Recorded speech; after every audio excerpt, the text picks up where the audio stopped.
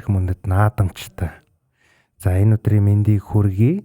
За дугаараа дуулан Спутник Монгол радио 92.5 нэвтрүүлгээрээ шууд нэвтрүүлгээрээ та бүхэндээ энэ өдрийн мэндийг хүргэж байна. За Монгол улсын маань бас нэг чухал өдрүүд маань инхүү тохиож байна. За наадмыг бол ингээд улс орондоо яраа ард ирэг дээрээ бүгдээрээ хүлээж идэг.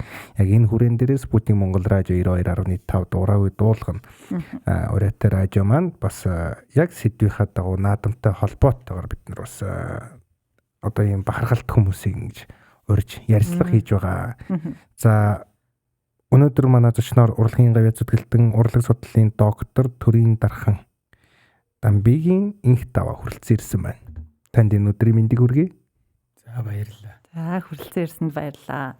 За зочноо сонсогчдоо мэдэх хүмүүс нь мэдэх бах бас анхудаа үзэж байгаа сонсогчдоо мэдээлэл хүргэхэд Монгол төрийн хаан тамга, Монгол төрийн их ган тулга, Монгол төрийн 9 хүлт их цагаан сүлд зэрэг үндэсний үнэтөв дахин давтагдахгүй бүтээлүүдийг урлан бүтээсэн энэ төрийн дархан хүн байгаа. За тэгээд 7 сарын 6-ны өдөр ерөнхийлөгчийн зарилгаар урлагийн гавьяа зүтгэлтэн хэмээх цол тэмдгийг ингэртэй гялцуулсан. Танд баяр хүргэе. За их баярлалаа. Хийж бүтээснээ бас төвдөө үнэлүүллээ тийм ээ. Тэгээ нэг бахархалтай сайхан үйл явагдсан. Ягаад гэвэл Монгол над майсвэ энэ сайхан өдрүүдэд Монгол дархны маань одоо дархны өдөртэй болж байгаа энэ өдрүүд ийм их төрийн өндөр шагналыг хүртэж байгаад их баяртай байна. Яхаа арга давхар баяр болж байгаа Монгол дархтын өдөр бол дархчуудын өдөртэй болсон. Энэ тухайд бас. Тий одоо манай Монгол дархан бол Монголын унган урлаг хэмээн яригддаг. Бүр маш эртний одоо бид бүхний сонсож мэдснээр хамгийн эхэлж одоо их Монгол улс байгуулахаас өмнө Эргэн хонгийн домог хэмээх домог байдаг. Тэр бол яг үнэндээ бол үнэн түүх одоо л ужирч өнгөрсөн болохоор домог хэмээн ярьж байгаа. Тэрнтэй холбоотойгоор манай монголчуудын удам бол ер нь дархан удам. Тэгээд энэ тэр боржгон цуц чинь хоёр салсан. Нэг нь нярун, нөгөөх нь хяад боржгон гэдэг. Хяад боржгон нь бол энэ дархныхаа удмыг авч үлдсэн. Тэр дотроос бол одоо манай агуух Чингис хаан Тэмүүжин маань төрсөн. Энэ Тэмүүжин гэдэг ягаан нэрлийг бол энэ төмөрчин гэж нэрлэж ирсэн. Энийг бол яг зүгээр сүүлд нь Монголын нуут тавчаанд бичгтээ тэр өөр улсын өсөг ширхтээр галиглж бичсэн учраас тэр эр үсэг нь алга болцсон. Ийм л учиртай. Тийм учраас монголчууд ер нь бүхэл юм дээр тэр төмөрчин Тэмүүжин гэдэг энэ үгүүдийг их олонтаа авч явсан.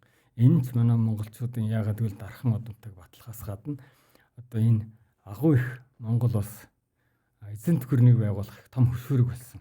Яагаад гэвэл монголчууд тэр дархны одоо эд шид болсон хамгийн одоо хурд мэрэг хүчээс авахд хийж болох үт тэр сэлэмний ганг одоо хийж авснараа маш их онцлог юм байна.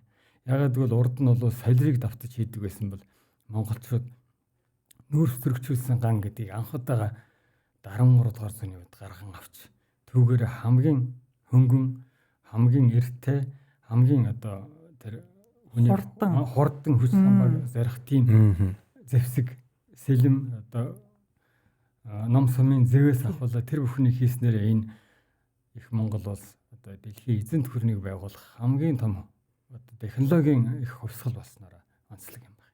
Тэр үеийн уран дархчдын одоо нарийн ширийн ухаанаар тийм ээ бүтсэн байна шүү дээ. Нүүрс төрөгчийг бас. Тийм нүүрс төрөгч гэдэг чи одоо яг хар үгээр хэрэх юм бол монголчууд тэр сэлэмний хүдрээ хайлуулахдаа тэр өндөр уулын ойн дээр одоо тэр хөөрг гэдгийг байгуулад хаанаас салхитай байна тийш нь амыг харуулж тэгээд төмрийн хүдрээ хийгээд одоо бид монголчуудын ярьдаг усны нүүрс хос тэрийгэ тавиад тэгээд хүдрээ хийгээд ингээл ээлжилж одоо 17-оос 21 үе хийж идэг. Тэгэл тэр өдөр шөнөгүй галтчдаг. Ерөөсөө тэр салхины онгор тэр салхийг хийгээгүй байхад нөө 70 бодон арьсаар хийсэн одоо давхар том хөөрг гэдгийг хийж исэн бас. Тэгэж одоо монголчууд энэ технологи одоо ярих юм бол тэр арга ухааны их том хувьсгал хийсэн юм байна. Тэгж л энэ нүүрс төрөгчүүлсэн ган гэдгийг чинь бий болгож авсан. Ган бол өөрөө 0.2%-аас одоо нүүрс төрөх чинь илүү гарах юм ба ширэн болоо хуурчдаг.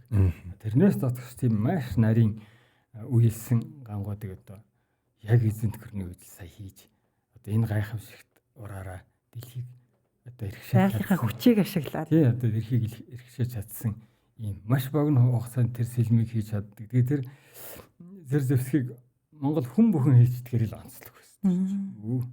Танай отго тэр 15 сэлм хийчихэрэг тэгэл доорно. Тэгэхээр тэр үеийн хүмүүсийн тэр хут Гарын эвдүү байна. Тэгээ монголчуудын тэр үеийн бас нэг сонин содын судалгаан дотор ажиллахад бол монголчууд ерөөсийн одоо тэнгэр одоо орчин хэлээр бол 6 дахь ертөнцөйг холбогдож чаддаг агуу байсан. Тэгээ энэ монголчуудын тэр үеэс шүтж ирсэн дархан цагаан тэнгэр, дархан хар тэнгэрүүд гэдээ ярьдаг. Эднес чинь өөрийн гэсэн дараа бас элч зарилгууд нь байдаг. Одоо тэр элчүүд нь бүгд дархны одоо тэр дэвшний зарилгаар алхны зарилгаар гээд бүхэл бүтэн 9 тэнгэрүүд орно орчээдэг. Тэгэхээр чинь хүмүүс чинь тэгээд түүнээс гадна тэр үеэс монголчууд энэ бөөгийн одоо замыг дархан үнэл засч явдаг гэсэн. Одоо ч гэсэн тийм л байх хэвээр. Тийм учраас тэр дорилогтой дархан нар хийлгсэн. Дорилогтой дархан гэдэг чинь тийм учиртай. Тийм учраас монголчууд тэр үед монголчууд тэр одоо орчин үеийн хэллээр л алхим гэж тэр шид оруулах тэр агуу их эрдмийг бол бүр дэд зэрэгтэй эзэмсэн байжээ гэж би өөрийнхөө судалгаанд бол энийг боддгийм гаргаж. Тэгээд өвшөө судлах юм бол монголчуудаас маш их юм гарах одоо хэлвэтэй байна. Нөгөө өв сан ихтэй. Тий. Таны хувьд Монгол төрийн тамгыг хаан тамгыг 1986 онд анх санаагаа олоод 20 жилийн одоо нүүр их хөдөлмөрөөр зарцуулан зориулан бүтээсэн байдаг. Ер нь та энэ одоо тэр бүтээлийг 20 жил зарцуулна гэдэг чинь давхар одоо та сая бит хоёрт гоё түүхэн 13 дугаар зууны үеийн одоо түүхийг ярьлаа. Тэгэхээр бараг давхар түүхч болдог болоо гэж боддоо шүү дээ. Та судалгааны ажил гэдэг утгаас аваад үзэхвэл. Тий, ер нь дархны урлагийг хийж бүтээнэ гэдэг нь ерөөсөө түүх рүүгээ шууд орно. Түүх мэдэхгүйгээр яаж цаашаа юм хийх үү? Тэр чинь нэг үсэг л алдахад те нэг зураа салхахад утга агуулгах нь. Тэгээ энэ бол их сонирхолтой. Би ч яг социализмд ажилд амьдарч ирсэн. Юу н Чингис хааныг хэлэх нэг бас үлдээсэн шүү дээ. Тэгээд тэр үед дүрс сурлагын дунд сургуулаа төгсөөд 4 жил багшлаад одоо Украины уран зургийн академи руу сургуульд очсон. Тэгээд очивол бас яг социализмынхаа нөгөө л барилаараа багш нараасаа жоохон айс хийгээл хийсэн бүтээсэн дээр нь социалист Улаанбаатар гэх юм уу. Манай эв найрамдалт агуу их одоо зөвлөлт улс гэх мэт ингээл зохиомж хийдэг байхгүй. Тэгээд л багшгүйс ихт банаа ширчи чи ядээс агуу их түүхтэй агуу их соёлтой тэр өвөрмөс шашинтай орны хүүхэд чад юунд найгаад байгаа. Одоо минь бол чөлөөтэй өөрийнхөө дуртай тэр агуу их түүхээ хий. Өөрийнхөө тэр Чингис хаанаа хий. Гэл тэгж миний багш бол намайг анх зэрэг оруулж бүхнийг сэтрээж заамаа энийг уншаарай гэд одоо Чингис хааны тухай англи хэл дээр ном өгч ирсэн. Украинд.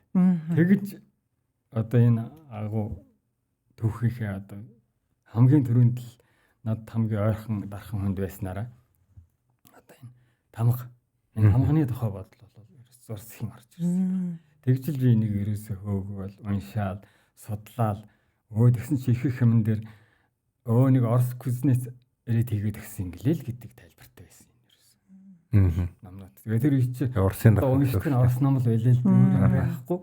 Тэгэл тийм байдаг. Тэгэл бус одоо Карпинагийнхыг сахуулаад бүгдийнх нь номыг уншлаа. Тэгээ эцсээс үгүй энэ Монгол хүн л хийсэн байх хэрэгтэй гэдэг. Тэр бодлоор одоо багшийнхаа тэр одоо өгсөн тэр дашуураар би юу хийж эхэлсэн. Тэгээд энэ их сонирхолтой ерөөсө тэр судалгаа бол надад ерөөсө ингэж өөрөө л орж ирээдсэн. Бүх юмнууд цаанаасаа ингэж тавилт өгсөн шиг. Тэрэнд би хойрол ерөөсө бүх юмыг бодож энэ хийсэн гангаач гэсэн би тэндээс асарсан шүү дээ. Өөр вагоноор тэр 20 кг антрич. Тэгээд тэр үед ямар вагон тийм төмөр ард төмөр аваа явж байгааг тоохгүй юм чи. Нэг бэлчхэл тэтгэж ямар тэнэг амт байна. Юун төмөр. Тэгжиж би тэр тэгээ тэрний хүсэл мөрөөдлийн санаасаа гоё юм байдгийг дархан хүнд чинь. Тэр монголчууд ярьдаг дархан хүний бурхан ухаан гэдэг санаа бас нөгөө тэнгэртэйг шидийн тэнгэртэйг холбоотой байдаг юм л үү гэсэн тэр бодол. Тэгээд юмнууд дараагаараа л ингэж орж ирсэндээ ярина. Тэгээд би чинь тэр тамгыг явахаас өмнө бол энэ төрийн ган толгой чинь 1984 онд сургуульд явахаас өмнө хийцсэн байсан. Тэрийг бол анх энэ Тархан хотын 20-ийн ордонд их анх зориулт төр хийсэн. Тэгээд тэдэрч аваагүй тэгэл би сургуульд яваад гисэн. Тэгээд сургуульд яваад 91 онд төгсөж ирсэн чинь Монголд бүх юм өөр болсон. За Монголын ясал хүндэтгэлийн өргөө байгуулна. Одоо чиний тулгыг аавна. Тэгээд тэрийг тэр ордонд 91 онд анх залсан юм байна. Тэрнээс өмнө бол тэр тулгуул энэ кинонуудаар ихсэл одоо Мантхайц статын кинон дээр Батмөхтэй хааныг яах одоо хааны өргөмжлөхөөр гал төлсөн. Тэгтэл би их бэлэг хийжсэн. Би яасан сайн юм бэ?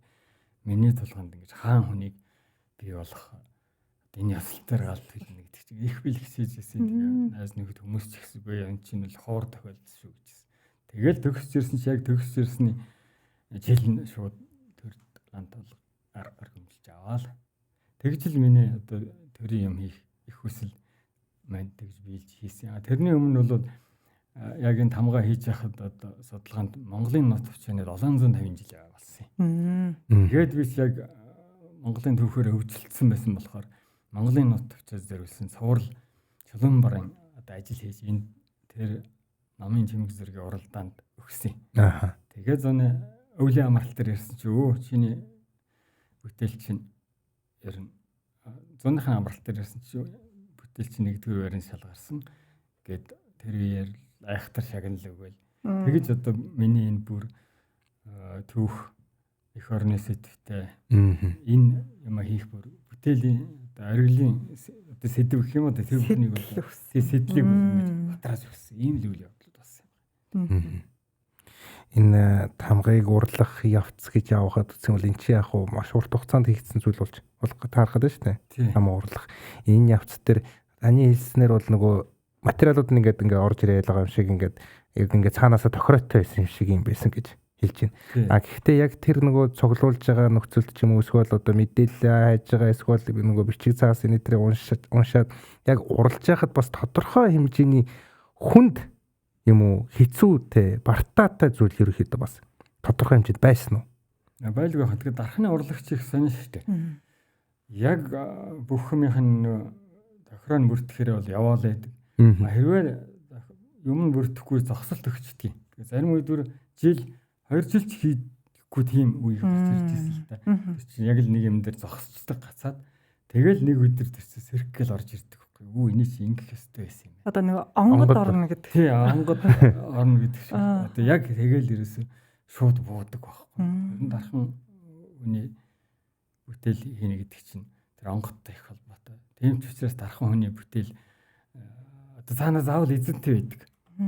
Тэгээд тэр дархан цагаан тэнгэрийн янз бүрийн одоо магтаал дуулуудыг уншихад бол тэр дархан толгойд одоо өөрийн гэсэн сэтэл буусан бол тэрний цаана зинхэн ах эзэн юм уу дахин шүтэх эзэн бэлэн байж идэг. Тэгээд тэрэнд би одоо их маш их үнэмшиж явдаг. Тэгэл би энэ тамга хийлээ төрдөгн энэ тэрийг өөр бодоогүй шүү дээ. Тэр л өөрийнхөө хүсэл мөрөөдлөөр хийж явсан чинь 700 биш их Монголын 800 жил явах гэж байна гэл бүх юм пэйж гинэл.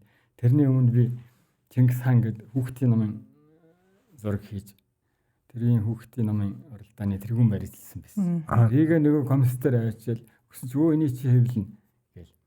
Тэгэл байжээс нүггүй би бас нэг ийм юм хийж байгаа ш тэгэл үзсэн. Өө одоо энэ ч л бид нөхөд хэрэгтэй ш. Хайжсэн юм маань. Тэгээ дуусах энэ ч дуусгүй бараг л дуусах гэж байгаа одоо тэгээд алт мөнгөнийх нь юм дээр жоохон суучаад байгаа. Ер нь бэлэн болсон. Ер нь их л бэлэн болсон байсан. Тэгэл алт мөнгө их болсон. Өө тэрний чинь юу манай энэ зохион байгуулах хороноос гаргаж өгнө. Тэгээд тэрээс алт мөнгө тэнд орох бүхэл эрдэнсийг гаргаж өгөөд бүх аймагуудын нэг шорооны дээж хэрэг дээрсэн тэдрээс чинь авч бүгдийг яаж шүншиглэх тэр одоо энэ тамгач нэгсэнд амьд гэсэн үг. Тийм, Тэр тийм. бүх юмыг хийж одоо тийм бүх тохироод ингээд цаанаасаа гараад ирсэн. Тэгжил би одоо дархан цагаан тэнгэр тэр дархны тэнгэр байдаг юм а гэдгийг сэтгэлээсээ мэндээ одоо итгэж одоо шавнартаа хүртэл энийг хэлж явдаг байхгүй. Таны удамд тийм хүн байв уу? Социализмд бол миний аав бол нөгөө төмөрөөр түлхүүр цойж тулга тоо янз бүрийн тим хийдэг байсан. Нөгөө Монгол цааж мод. Тий, хамаагүй бас тэр хийж болохгүй шүү дээ. Бид бүр оюутан байхдаа хүртэл мөнгө аяг хамаагүй хийж болдгоо байлаа шүү дээ. Одоо тэгэхээр чин бүгд л нууцтай хоног тэгэл ер нь өнгөрдөг. Хамаагүй сайхан мөнгөөр юм хийчихвэл та энийг хаанаас олов? Гэл авч. Тэгвэл ямар зорилгоор хийв? Тий, одоо яа үгүй ингээд зах дээрээс ингээд гэл.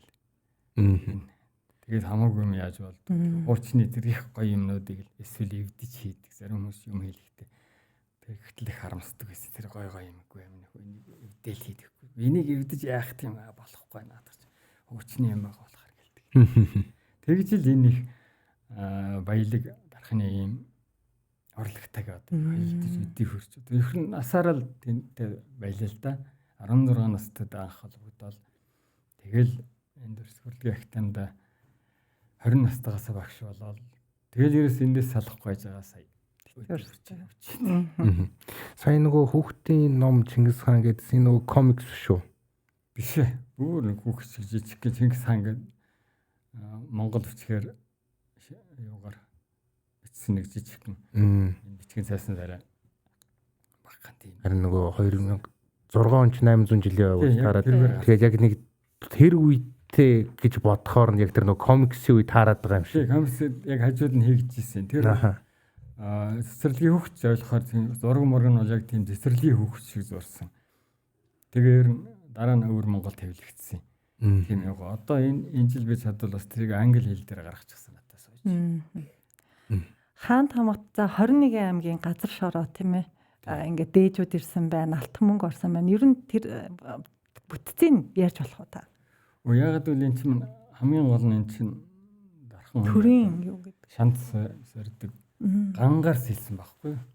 Ган гэдэг бол одоо галуу юулж дэлхий гангасан ч байдаг 1000 жилээс дээш насалдаг тийм байдаг. Тийм учраас тэр тамга маш хатуу бөгөөд тэр тамга бол яаж ч яасан эвдрэхгүй. Тэгэхэд мөнхөд одоо их Монголыг тэр ямар ч галуугийн үе ярьсан тэрийг үл одоо тамга үлднэ гэдэг тэр зорилгоор өнөөхөө зорилго бодлоор тэрийг хийсэн. Тэрнээс сайхан алтаар хийгээд ингээд болно л тоо. Тэгээд их хааны тамга бол тийм байгаагүй. Би бол тэгдэг. Өөр хүмүүс бол хаш байсан гэдэг. Яг хөө тэр өөр их нь бодлоод л та хаш тамга хасбоо тамгыг хас таагээд би бол ерөөсөйгүй монголчуудын сэргэн мандлын хамгийн их бүтээлүүд бол гангаар хийгдсэн учраас тэр үеийн агуу тамга бол гангаар л байсан гэдэг. Тэр юун дээр өөрийгөө тийм ч учраас би тэрийг хамгаалах одоо судалгааг маш хийсээр байгаа л энэ орлог судлалын эрхэм докторийн зэрэг авсан тий. Бас бий болгочихгүй. Дандаа л энэ мэрэгжилтэй энэ дархны судалгаатай л холбоотой юм байна. Би нэг хойсон юм асуумаар нэг нутгийн өөр стингсний хийцээд штэ. Дарган хийц. За өмнө говь дээр нөө сэврээ хийцгээд идэг. Миний мэдхийн л энэ хоёр хийц байгаад байгаа. За үүнээс гадна ингээд яг багшилж байгасан гэдэг утгаараа энэ хийцнүүд яг нөгөө юу гэдэг 21 аймгаар ингээ хуваагдсан байд юм уу? Эсвэл ингээд ястангууд нь өөр хийцтэй байд юм уу? За тэгээд тэр болгоных нь одоо онцлог шинж чанарууд нь яг тэр нутагтаа амьдарч байгаа хүмүүсийн хэв маяг болон одоо аран шинд нь суурилсан байд юм уу? Эсвэл ингээд уламжлагдаад ингээд ирсэн газар нутагтайгаа илүү уялдаатай байд юм уу? Ер нь Монгол дархны энэ арга бэлэг энэ ухаан бол эртнээс хөгжиж ирсэн. Тэгээд эд хүчээ аваад 13 дугаар зууны үед мандаад дараа нь буурлын үе ирэхэд энэ маань бас дагаад буурсан л та. Тэгээ буураад яг одоо энэ дайчин гүрний үед бол Монгол тэр төмөрийн хөдөр тийм боловсруулж янз бүрийн хийх тэр бүх юм ч хоригдсон. Улс төр ч улс төрийн мэдээлснийг хориод Тэгэл ерөөсө бэлэм авч хэрэгэлдэг болохгүй. Тэгээ энэ аяндаа энэ шарын систем Монголд дэлгэрснээс хойш одоо тэр энтхэг төвд хятадын арга барилтын юмнууд байж байснаа алгуурхан одоо монголчууд өөрийн гэсэн 18 дугаар зууны сүүл 19 дугаар зуун 20 дугаар зууны их болж ирэхэд өөрийн гэсэн нутаг нуг араа ялгарсан дэг хийцүүд бий болж эхэлсэн. Энэ дотор бол толгой 5 хийцгэж байдаг. Тэр нь бол нэгдүгээрт бол боржгын хийц.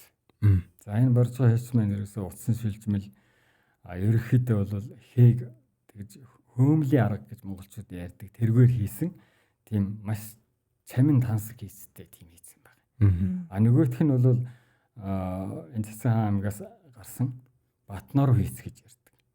Энэ Батнор хийцийн гол би ставчлаа ярьчих шүү.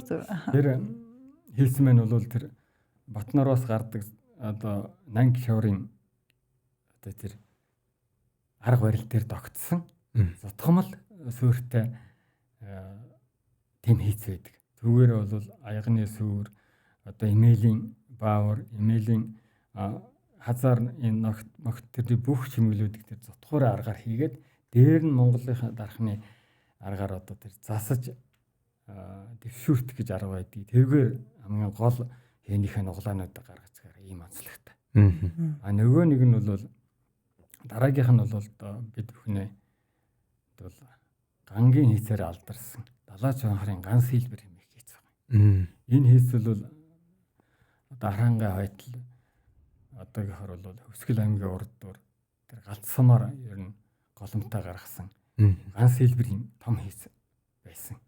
Тэр үед бол түүх номонд бол Чанха гэд тэнд Монголын дээрхийн үеийн тэр 13 дугаар зууны үед Чанхал гэж тэмдэглэгддэг тийм нэртэй одоо том зэвсгийн одоо үйлдвэр байсан байна. Тууд байсан. Тийм юуны үлдэгдэл зүйлдээ яг энэ ахуй хэрэглээний юм хийх зорилгоор одоо тэр хитотог янз бүрийн одоо Сангамбафрээс авах бол бүх юм гангаар сэлж бурхан их хүртэл сэлж ингэж гарч ирсэн тийм орлого байна. Дараагийн нэгэн орлого нь бол даргын хийц. Энэ нь бол тэр даргын сөргийнхэн гэж одоо Чингэрний үеийн одоо тэд бүхний юмыг хийж исэн тийм алт мөнгө, сүр сууд ер нь бүх юмар тийм баялаг өөр тийм отгууд байсан. Сөргийнхэн гэдэг нэртэй даргын сөргийнхэн. Тэгээ тэдний хийжсэн тэр аяг жишээлбэл аяг нь гэх юм бол бусдаас ялгаатай нь луун хээг аягныхаа оролт хөдөлгөөр хийдэг. Тийм сонин уламжлалтай ингэж гарч ирсэн хийц байна. 80 сэрвэ гэж бид бүхний ярьсан хийдвэл энэ говийн хийц. Энэ бол одоо маш их мөнгөний орцтой. Ер нь боржхон буюу даргын хийцийн 2-3 аяг орох дайны аягыг нэг аяганд мөнгөөр оруулдаг. Тэгээд бол ерөнхийдөө их төв хийц гэж ярьдаг. Хээ багтай. Хээ нь бол тэр явган хээ. Бад хээ юм уу? Явган хээ гэдэг зүгээр дээр нь одоо зүсвэрийн аргаар хийдэг. Тим хээнүүдийг тавьдаг ийм хийц байгаа. Энэ гурван хийц бол Монголын толгой хийц явдаг. Бусд нь бол яг бүр одоо өөрийн нутаг нугаар аваас янз бүрийн хийц хийдэг. Одоо жишээлбэл хүрээ хийцгээл хүрээний өөрийн гэсэн ер нь гэхдээ бол энэ голцоо боржгын хийцэн дээр зүсгэлсэн тим хийц байдаг тэр хийц бол. Боржгын хийц бодвол нэлээд тийм төрийн юмд хандсан тийм нарийн бөгөөд тансаг их төв уран хийцтэй тийм хийцүүд гарч ирсэн. Тэгэл өөр нь бараат хийц энэ төргээл их олон одоо давхар хийцүүд ярих юм бол баг Монголд нэг 100-аар хийц байдаг. Тэр бол тэгж явсараа гарсан. Тэгээ энэ бүхний үндсэн дээр бол би энэ олон жил багшлахтаа за энэ Монголд одоо шинэ үеийн хийц гарах хэвээр. Торгон хийц гэдэг. Бодол төрж одоо тэр торгон хийн дээрээ суурилсан торгон хийц гэдэг энэ хийц гаргаж ирсэн. Одоо энэ хийцийг бол одоо манай шавнар Монголыг ороо тараан мөрхүүлээ зогсохгүй одоо хятад болон бусад орнуудаар бол тэр төгссөн шавнар маань одоо хийж уламжлуулж бас дэлгэрүүлж байгаад бол маш их баяртай байгаа. Тэгээд энэ бол Монгол дарханы урлагт хүчээ өгсөн нэг одоо миний одоо хүч маань энэ юм аа гэж. Бас нэг шинэ хийцийг гаргаж ирсэн тий. Тэгээд бол Монголын өнөөдрийн шинэ урлаг бол торгон хийцгүүгээр байхгүй байгаа л да. Тэрийг та бас яг сонсогчдод тайлбарлаж өгвөл яг ямар одоо уур хийц олдгийн тий. Торгон хийц маань бол аягны яроо ер нь бус юм дээр хийдэг явган хий гэж бид бүхний эрт нэрлэдэг. Гэхдээ торгон хэмээн нарийн зүсвэрээр дандаа ингэж шаглаа болгож гаргадаг тийм хийц байгаа. Тэгээ энэ миний хийцийн гол юу бол монголчуудын эрхмэлж ирсэн цэн цэцэг гэж байдаг. Тэр цэцэг тэрний навчис шилхэн цэцгээр одоо гол зохиомжийн үндсийг гаргасан. Ингэх юм учраас Монгол энэ хий бол бас цэн цэцгийг бол одоо эзэн төхөрний үед Юаны үед чи тэр хөгшаазан дээр бас хийдэг байсан.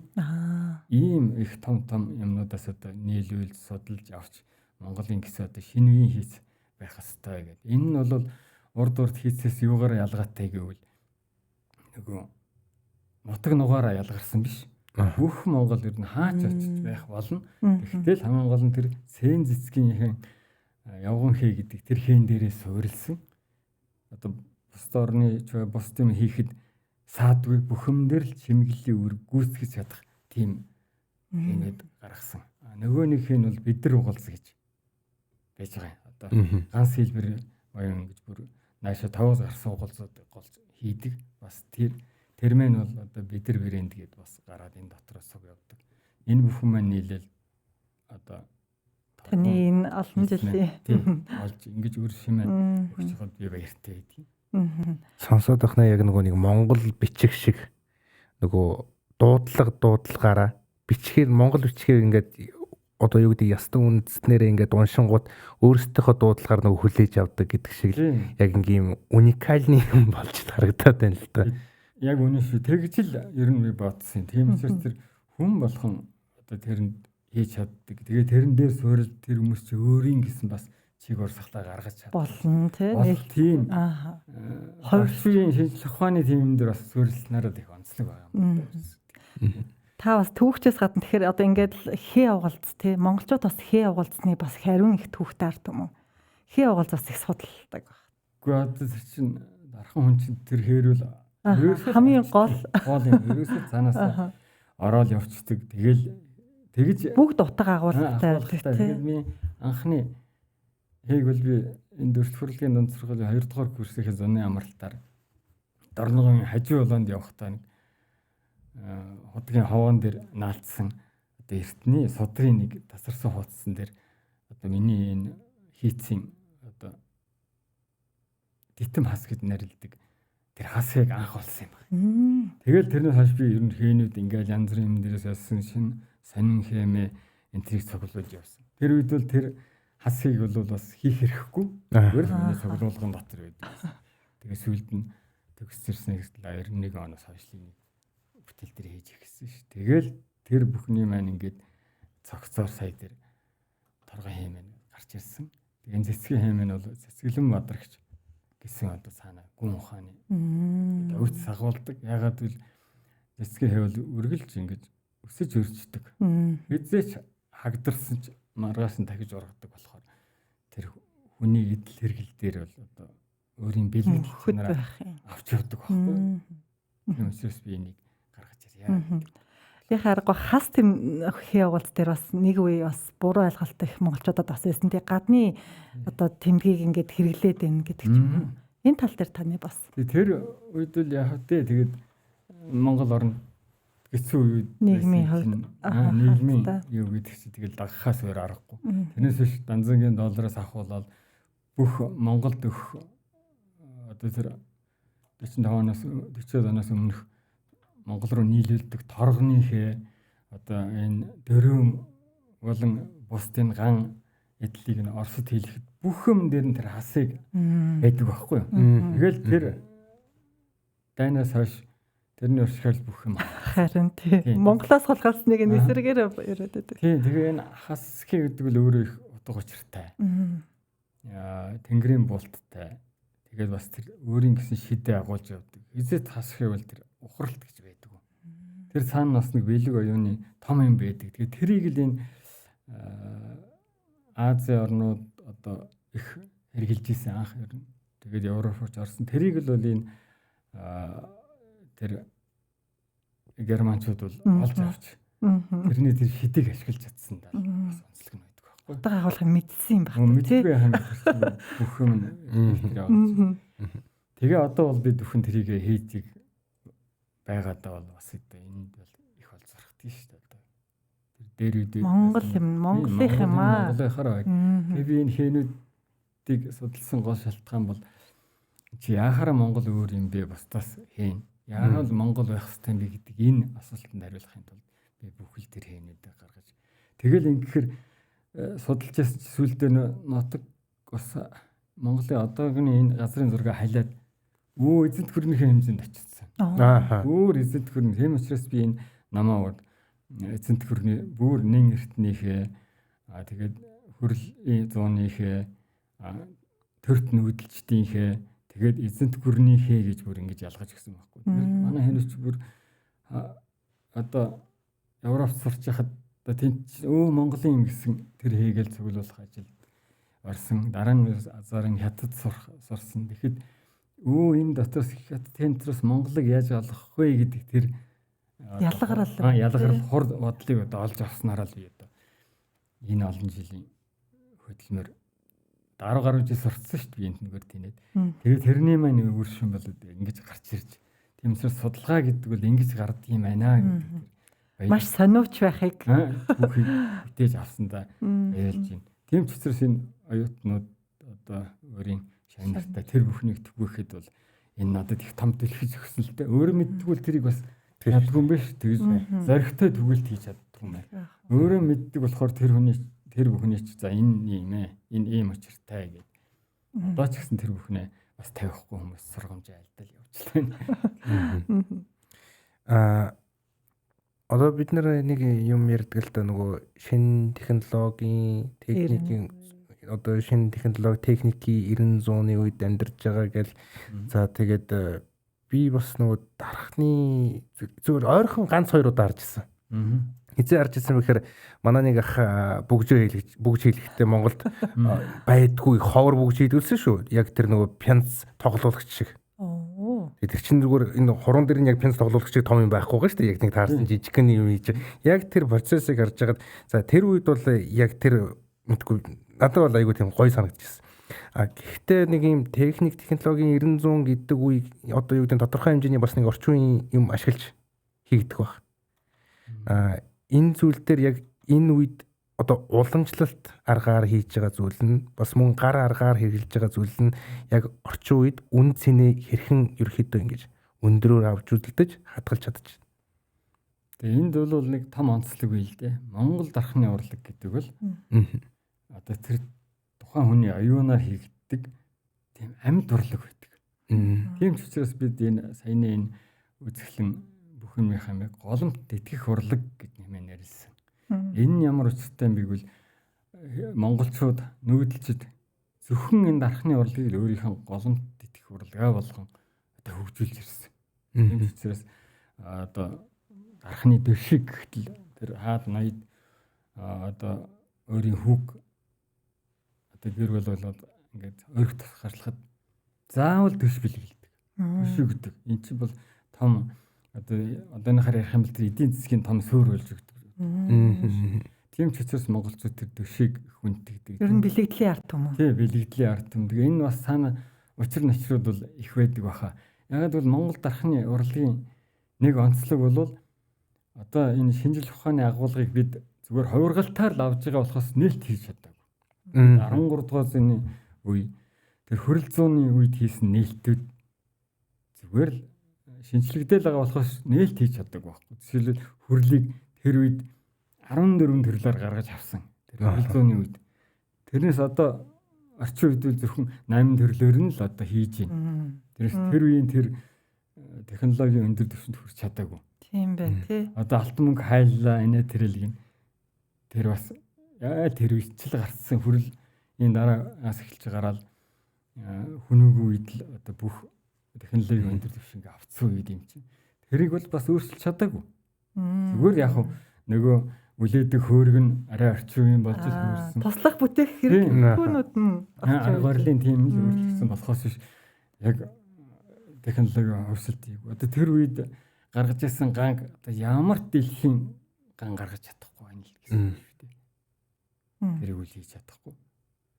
Тийм одоо тэр сэлмийн эд шидийг бол тэр Дамаскын ган одоо тэр Дамаск гэдэг чинь бол эзэн төхөрний юм бас нэг том зэвсгийн төв байсан газар шүү дээ. Тэгээс одоогийн Сирийн газар болдог. Тийм.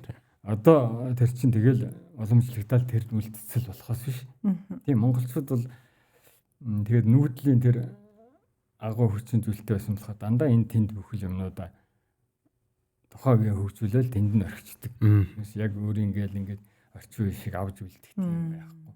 Гэтэ энэ бол бас монголчууд тэр өөжин бөгөө дэлгэр сэтгэлгээ нэг агуу юм байна. Өөр тэрийг нэг үл таадгүй ягаадгүй тэр тэнгэрийн буултаар тэр бүх юм өөрөө хаанч хийчихнэ гээд одоо тэр бүхэнд бол тэр үеийн хүмүүсийн агуу хүмүүст энэ бас урлаг юмаа гэж харагддгүй энгийн зүйл байсан болов гэж байна. Өдөр тутмын яг хэвээр Монголд тэр хийсийг үүсгэх юм тэр хөрөл зууны үе тэр хүмүүс хүнийгүй юмыг өнөөдрийн урлаг дээр гүйцэхгүй л шүү дээ. Харин тэр эзшид тэр зохиомж тэр агуу хүчин зүйлүүдийг өнөөдөр гаргаад тавьсан байхгүй. Одоо бид тэрнээсээ мэрээд сууж ийн өөр юм байна. Гэж л би урлаг судлаачийн хувьд тодорхойлж байгаа. Тэгээ Монголын дархны урлаг бол цаашаа судлах маш их гүн юм бэ. Одоо бид бүхэн бол тэр 6 дахь мэдрэхүйтэй яаж холбогдож юу гэдэг рүү их гүн орж судлах юм. Сая Монгол дархны үнэн дээрх гарч ирлээ гэж би бодож байгаа. Энэ нэг кино ч юм уу янз бүрийн байдлаар ингээд харангууд за яг хуу барууны зүг болоод ирэнгүүт луугийн гүтний 3 толгойтой луу гэснийг ойлголттой байдаг. За луу гэхээр бид нар болохоор нэг юм урд цугийн буюу манай урд хөршин бүгд найран татвар тустай холбоотой хятадын одоо хан үндэстэнтэй холбоотой гэж бодож явж исэн. А гэтэл хүннүүгийн үед бол өөрийн гэсэн бас тусдаа лууны нэг юм хийц одоо нэг үзэсгэлэн дээр гарч ирсэн л дээ. Тэгээд тэр үед олон нийтийн сүлжээгнээс авахгүйд бас тодорхой их сурвалжтай гэж хэлж болох үед сэдв хүмүүсийн сэтгэгдэл дээр луу бол хүннүүгийн үеэс энэ нүүдэлчдийн амьтын юм а гэдэг зүйл гарч ирсэн.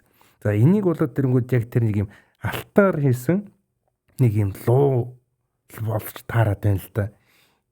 Энийг жоохон задлж ярих юм бол тэгээ энийг бол археологчид бол сайн одоо судалж нэлээ ярьсан бахаа. Тэгээ би бол энэ луу гэдэг амт бол энэ танах манах гэхээс илүү нүүдэлчдийн тэр оюун санааны том томхол явж байгаа байхгүй. Тэр үеийн нүүдэлчд л бүгд хэрэгжилж ирсэн. Хүнээс өнөөгөөс өмнө хөрөл зэвсгийн үе тэр ихтэй хэл тэр хадны зураг дээр байж байгаа юм чи яах юм. Тэгэхээр энэ бол тэр нийтлэг одоо дорны эрх ашиг анх бол хамгаалж үүссэн баха. Магадгүй тэр үед би бол зэн бэлгээр ингээд бодоход бол тийм амтэн байсан ч байж болно шүү дээ.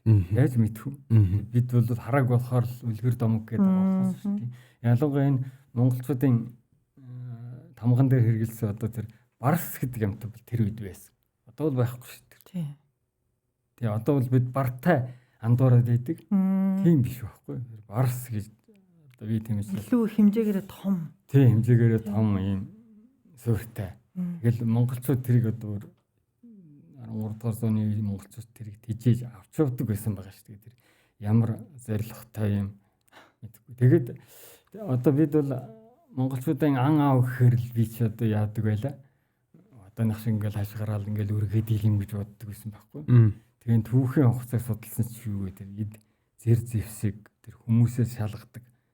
Одоо жишээлбэл ингээд 3 аймгийн нутгаас ингээд тойрсон юм бүсэлтээр тэгэл тэр том марс одоо баага аратан байдаг газар ингээд шахацдаг юм биш үү? 3 сар бүсэлсээр агаал ерөөсөө ингээд хаашаа нэг километр газар ойртуулахад тэр шахагдсан амтцаа галзуурсан байдаг юм байна ерөөсөө. Яавал яаж гарч чадахгүй.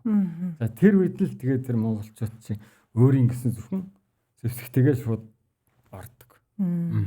Тэгэл хэрвээ тэр дуршлага тэр чадахгүй бол тэрэндээ бариулдаг. Тэгэл тэр дотроос жинхнүүд нь ан аав гэдэгт нь тэгж үлдэж тэр цэргийн сургууль хийдэг байсан улсууд чинь бас нэг тулалдааны. Тийм тэгээд тэд чинь бол тэр зэвсгүүд өөрснөө хийдэг тэр явцсан юм. Тийм байсан байгаа ч. Тэгэхээр чин заавал цаанаа нэг Монгол хүмүүхэн тэр дархан удмынхаа тэр ур авьяас нь бол ингээл цогцлол явдаг байсан юм байна да л гэж би бас бодож идэв. Та бас Монгол төрийн 9 хөлт их цагаан тугаа бас бүтээж явах тэр одоо үе мэдрэмжээ. Тий 9 хөлт их цагаан тугийн тэр гол сүл түгэнд би хийсэн юм байна шүү. Тэр чинь анх 91 онд манай Монголын орчуудын өвлийн хороонд тэр гарлын үйлдвэрт хийсэн гэсэн би тэрийг арай төгсөөгүй байсан. Тэгээ 94 онд энэ их хурлын тогтоол гарч одоо гол сүлдийн одоо бүхэл тэр юм нэ томьёолууд билэгдүүдийг за энийг хийнэ гэдэг. Тэгээ тэр үед миний нэг ган тулга тэр оронд залгдсан байж учраас энэ хүнийг олж хийлхий гэл. Тэгэж анх эхэлсэн түүхтэй. Тэгээ тэрэн дээр бол бас л их утга учиртай нэг бол 21 аймгийн одоо сор болсон хордон хөлийн дийлсүүл тэгэл газар нутгийн шороо тэр бүх юм чи авсүрэнд хийсэн шүү дээ. Усны дандаа тэр дээж үед. Тэгжил анх хийсэн. Тэгээд тэр үечүүд өнгөж 33 настай байлаа. Тэгээд хийхдээ бол хамгийн гол үндэс болгосон юм маань одоо энэ хуучин үндэсний төвхөмөдөд хадгалагдчихсэн. Одоо дорн даймд хадгалагдчихсэн тэр хар сүлд гэж байсан юм. Тэрний загварыг л ерөөсө гол болгож байна. Тэргээр хийнэ гэдэг. Тэрний л ерөөсө хэмжээ дамжиг хэдэн хувь өсгсөн тэр юугаар хийж эхэлсэн шүү дээ. Тэгээ энэ бол бас л том өгөгдөл юм аа гэж их баярлж сууж хийж бүтээсэн. Тэгээ тэрнээс цааш ерөн зөндөл олон өсөлтүүдийг бүтээлээ. Одоо та ямар бүтээл дээр ажиллаж байна? Одоо би хаадын хааны тамга гэдэг одоо тэр Монгол төрийн хаан тамганыхаа үргэлжлэл тэрийг бол арай бас өөр хувилбараар бас гангаар сэлсэн. Одоо бас 20 жил болох гэж байна. Тэр юуныхаа тэрийг хийж өгснээр дараа ихэлсэн тамга. Одоо энэ жил энэ 820 жилийн аягаар дуусгах гээд энэ намраас бол Чингис хааны мэндэлсэдрээс өмнөх нь дуусах нь да гэсэн бодлоо. Бас нэг юм цаг хугацаа шаарддаг. Таныг зогсчдаг гэсэн шүү дээ. Тэгээл аажимдал нэг онгот нь ордог. Тэгээд төрдөг тэр сэтгэл төрсэн сэтгэлээ бас нэмнэ. Асан тэгээд энэ би хамгийн гол нь Монголын маань тэр хүчрхэг үе ер нь монголчууд бидний тэр хувьзаа гэж агуу юм байдаг. Тэр хувьзаа маань бас энийг хийх ёстой юм болов уу гэж бодож би бас өөрийн хүч авьяасаа тэрэндээ л зориулдаг шүү дээ. Тэрнээс би чи Украинд зураач мэрэгчлэр төгссөн. Одоо намын зураг энэ дизайн чиглэлээр. Тэгээд тэргээрээ явахаар байсан ч миний багш нар бол заа чи ирээд дархны л багш хийн шүү гэдэг. Одоо миний багш нарын тэр алтан сургаалууд байсан. Одоо миний багш бол соёлын гавьяач сэтгэлтэн. Тавшингийн нэмхүү гэж хүн байсан. Тэр багш маань бол ерөөсөн над цаг бүтээр хаашаа сургууль явтлаас үгээжсэн. Тэгээд надад бол ер нь захисал юм тэр. За чи гадаад сурч болно. Монголын тэр сайхан уламжлалыг авч яваарай. Ирээрээ дархныхаа амиг битгий хаяарай. Тэгээд тэр агуу захисуудыг л биелэх гээд би өөрийнхөө амьдралыг энэ өрөөгөө зориулсан. Одоо энэ дархны урлагийн хойчгийг бэлтгэх тэр ажил. Зориулсан тэрмээч надад их урам зориг өгч одоо миний энэ судалгаа тэгэл ер нь өөр төрлийн бүхэл юм хийх энэ дэврэн сэтгэлийг үргэлж ингэж ориглуулж өгдөг. Тэгээ энэ хүүхдүүдтэй залуу ихтэй ажиллана гэдэг л гоё л доо гэж насаараа ажилтсан өөр ажил хийж үзээгүй. Тийм болохоор тэр өөртөө л ажиллаж ирсэн нь урландаа л нөгөө хүүхдүүдтэйгээ яан божигна. Тийм миний бүтээлүүд дээр тэр чи яан тэгээ би төрийн захиалга их хийдэг байлаа. Миний шавнар үргэлжил төрийн ордонд орж тэр бүхнээс чи хийн тэгээд би сэтгэл өндөр нэг л сайхан үед би болсон. Зураач гэсэн. Тий зураг. Ер нь зураг өөрөө их чимээг урлаг. Тий. Дархан гэхээр бас тодорхой хэмжээнд өөрөө өөртөө бас ингэж төгжигддэг гэх юм уу да. Одоо хөгжимчин юм уу эсвэл олон нийтийн өмнө одоо тайзан дээр гардаг хүн чинь тодорхой хэмжээнд бас энэ нөгөө өөрийнхөө төвлөрлөхөөс илүүтэйгээр нөө тайз руугаа үзэгчд рүүгээ илүү төвлөрөл. Тий. Яг зураг болон дархан гэхэр нэг бүтээгдэхүүн нэг урлагийн юм гаргаж ирнэ гэдгээр энэ өөрөө их чимээгүй урлаг болж дотгошоогоо өөрөө өөртөө ярьдаг урлаг. Тэгэнгүүт дархан гэдэг дээр би нэг юм асуумаар байна л да. Одоо эн чинь тодорхой хэмжээний одоо төмөр металлтай ажиллаж байгаа тийм ээ. Тэгэхээр зөвхөн одоо сая тамган дээр ган гэж одоо дурдлаа. Үн дээр ч нөгөө мөнгө жорж ирнэ, одоо алт жорж ирнэ, за бусад металлууд жорж ирнэ. Энэ бүгдээрээ бас нөгөө цаад өгөгдөл нь өөр байдаг. Элементээр элементийн одоо тэр химийнхаа ч юм уу ингээд өөр байгаа л да. Тэгэнгүүт аль материал дээр ажиллах нь илүү хүнд байдаг вэ? Тэгээд аль материалтай ажиллахаар илүү одоо юу гэдгийг яг ингээд бодол санаагаа тусгах эсвэл тэр хээ угалзыг гаргахад илүү хялбар байдаг вэ? Таны гарын дүүгээр шууд хөдөлдөг. Хялбар гэсэн юм ойлголт бол бас хэцүүлтэй тий. Тэгээ хамгийн гол нь ган бол хүний одоо дархан хүний одоо ган чансааг салгадаг. Нэгдүгээр татуу, хоёрдугаар алтманг бол яг хүн алтманг гэдэг нэрээр нь тэр урлаг бисч бай, юу ч хийсэн бай. Нөгөө тэр юугаар нь үнлэмжээр л илүү үнцэнтэй гэж хараад байхгүй. Тэгээд тэрээс би бол шавнартай болон одоо энэ зааз сурахтаа бол урлаг бүтээ гэдэг юу. Тийм учраас би бүх сургалтынхаа гол юмыг тэр ганц хэлбэр дээр одоо авч Монголын одоо ганц хэлбэрийн энийг хүрээллийг бий болгож ирдэг гэдэг шүү дээ. Тэгээ энэ ган бол хүн урлаг гэж хардаг. Хийсэн урлагийн хүн гэж шинжиж чаддаг байхгүй. Алтманг бол хүний нүдийг тагалцдаг учраас энэ урлаг юу юм энэ чинь үнэтэй л идэгсэн гэл нэ сэтгэл оюунд нь эзэмссэн учраас тийм урлаг урлагийн бүтээл гэхээсээ илүү нөгөө цаад одоо эдийн чанарлыг хараад идэх байхгүй. Тийм учраас ган сэлбэрийг би их төлхөө эзэмшиж энэ бусдад өгсөн юм байна. Одоо түгөхтэй. Тийм учраас ер нь одоо бол Монголд бол ган сэлбэрийн урлаг бол өөрийн гэсэн өнгөөр нэлээд тодорцсон байгаа. Өөрөө их баяртай. Илүү шандас сэрсэн нэг юм.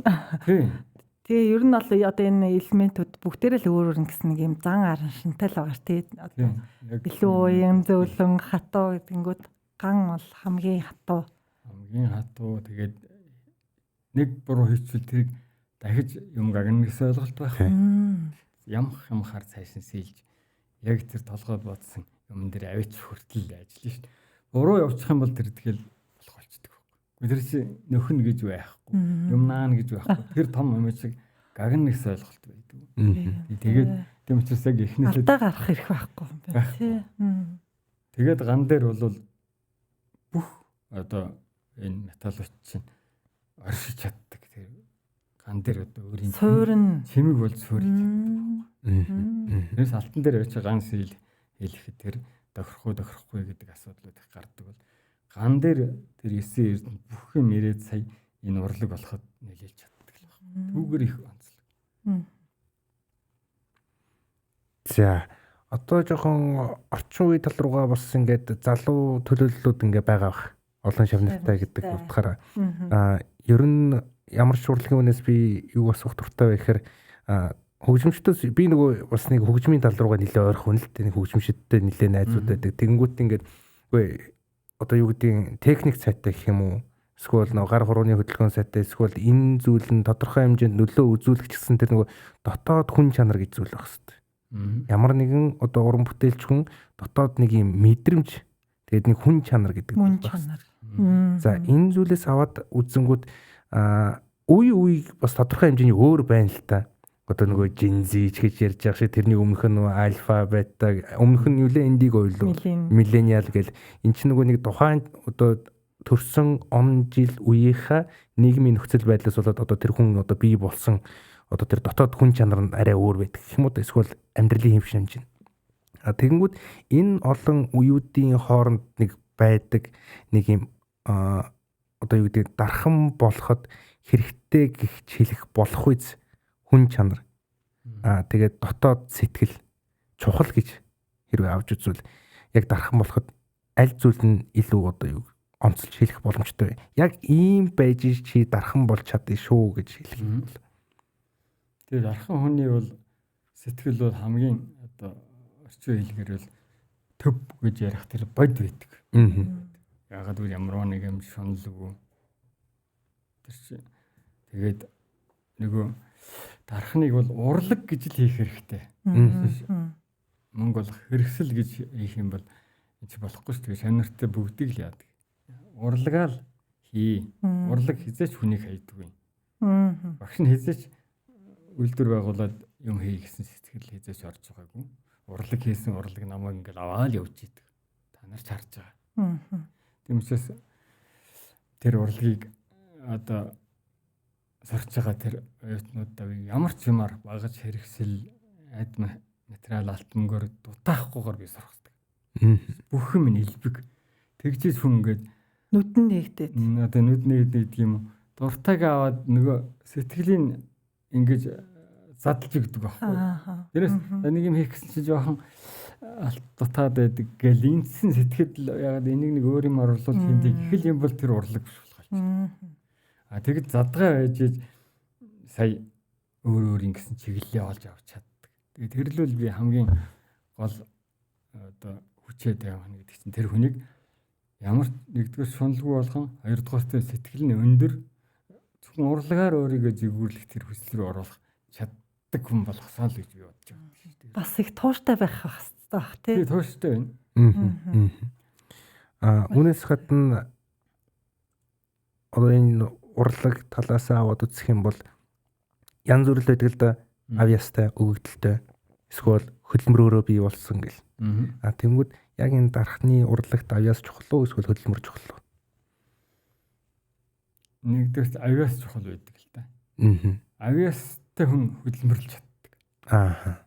Тэрнээс авьяасгүй хөдөлмөр гэж явахгүй л дээ. Мянга хөдөлмөрлээд тэр чинь нөгөө суур байхгүй. Тий, суургүй гэдэг юм уу да. Цааталцаа өгөгдөл байх. Нөгөө гар урцууд гэл ингээд хамаагүй ярихаар энгийн хүн бол зүгээр л ингээд хийгээд дийдэг хөдөлмөрч байхгүй юу? Тэр авьяас гэдэг чинь цаанаасаа ингээд өгөгдлүүд бий болж. Энийг ингэж биш ингэж хийх хэрэгтэй. Энэ бол ингэж тэр бусдаас тэр хийх юмны одоо харах нүд өөр гэсэн байна. Тийм учраас тэр ер нь урлагийнханд тэр 3 ур гэдэг чинь маш чухал байдаг. Нэгдүгээрт бол ухааны ур, хоёрдугаарт нь одоо гарын ур, нүдний ур, тэгээд гарын ур гэж. Хамгийн сүүлд энэ 3 урын. Тэгэхээр бол яг хүн гарын уртай хүн байж болно. Хийгээл байдаг. Нүдний уртай хүмүүс нь бол арай дээр хийчих. Ухааны ур байхгүй л тэр зүгээр л ингээл ирэх юм хийгээл яваад байна. Тэр юмыг ялгарах байхгүй. Тий, ялгарл байх. Тэгтээ тэр ухааны урчил авьяасын гол дэлхүүрийг нээж өгдөг байхгүй. Ийм л утга учиртай. Өнөөдөр өнөөгийн Монголын дарагчдын одоо чадвар чансаа тийм ээ та бүхэнд бас яг ингээд бас дарагчдын өдөртөө боллоо бас их нэг шинэ алхам болж байгаа. Ер нь та бүхний яг ингээ уран бүтээлээ хийгээд урлагийн бүтээл болгохын төлөө ажиллахад бас хэцүү хүндрэлтэй зүйлүүд юу байдаг вэ? Залуу үе бас хэр бэлтгэгдэж байна? Ер нь бол энэ дархан мэргэжлийн дарагчид бол одоо их одоо яг Монгол орондоо харьцуулах юм бол их цөөхөн шүү дээ. Би одоо энэ бүхэл 50 жил болох хооронд дөнгөж тангаас 300-аад л хүмүүс хийж чадчих шүү дээ. Тэр чинь аргагүй шүү дээ. Жилд нэг 10 хэд. 8-10 хэд хүн л төгсөн. Тэгээ эргээд ажиллах хүн. Тэрэн дотроос чинь 4-5 жил сурах хасалтууд хийн. Тэгээд ихшиж гаргана.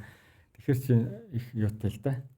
Тэгээд бас дархан хүн өөр ингэсэн том одоо мэрэлт хүчин чадал одоо тэр миний яриад байсан тэр авьяас гэж бас байх хэрэгтэй. Тийм учраас ер нь бол Монголын дарагчид бол мэргэжлийн дарагчид бол ер нь өөр ингэсэн хэмжээнд очсон юм хийх юм хийн. Тэгээ ерөнхий яг нэг массын дархан гэдээ яриад байдаг. Тийм дарагчид бол одоо олсорцсон.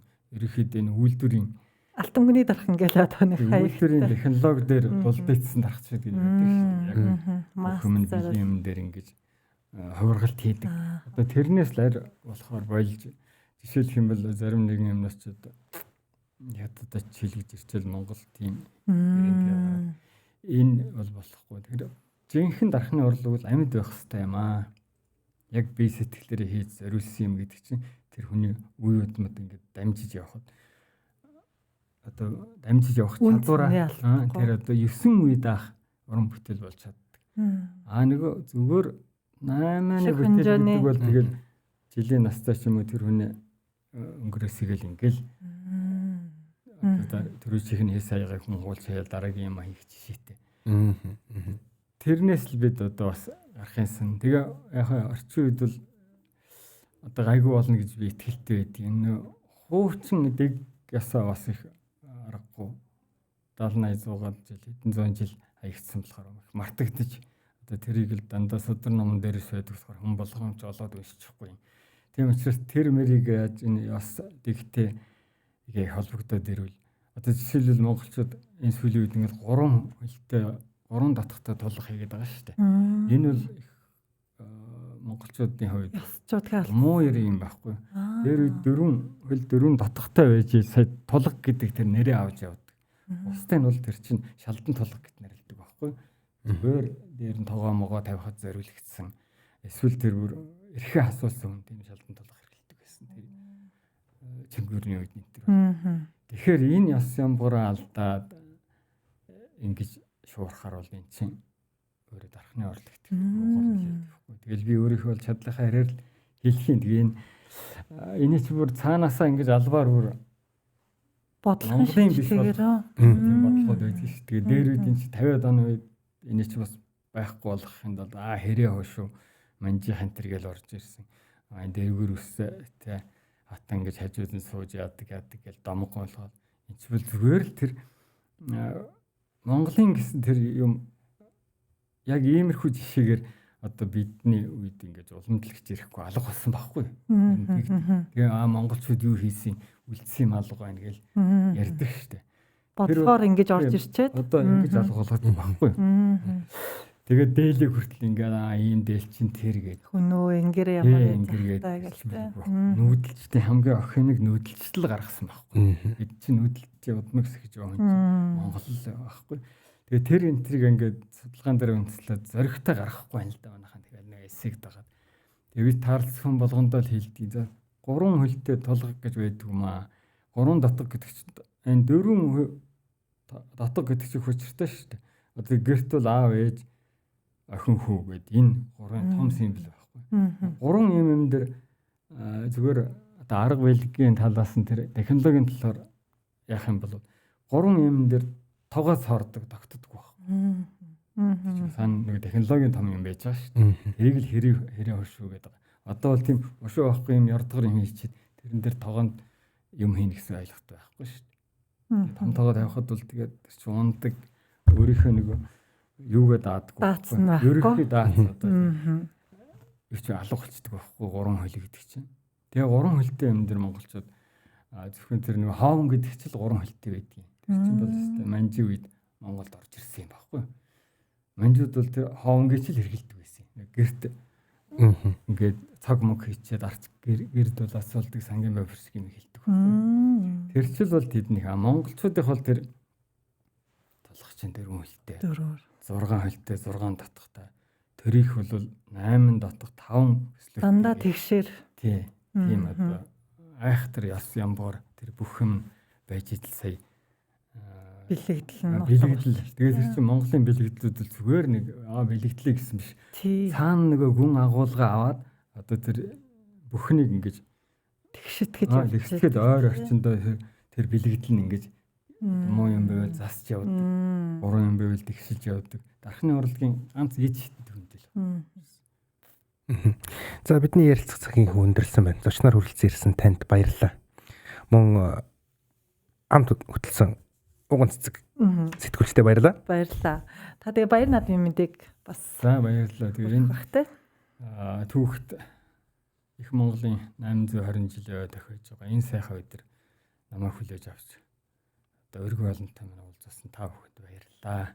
Тэгээ Монголын төмөн олондоо одоо их баяр наадмын баярын мэнд дэвшүүлж одоо Монголын мянган дарагчид уран бүтээлчдтэй та бүхний бурхан ухаан дэлгэрч явахын одоо тэгш дүүрэн ирээлийг өргөн дэвшүүлээ. За өнөөдрийн маань зочноор урлагийн гай үзэтгэлтэн урлаг судлалын доктор Төрийн Дархан Дамбигийн их даваалаа. Танд маш их баярлалаа. Та бүхэн минь сайхан надаараа наадам маань дэлгэр сайхан болж байна.